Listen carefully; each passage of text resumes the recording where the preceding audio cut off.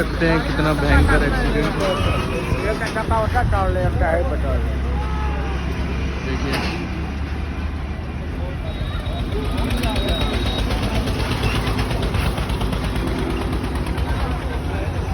देखिए कितना भयंकर एक्सीडेंट हुआ, पर लेकिन किस्मत अच्छी थी जो कि ड्राइवर बच गया।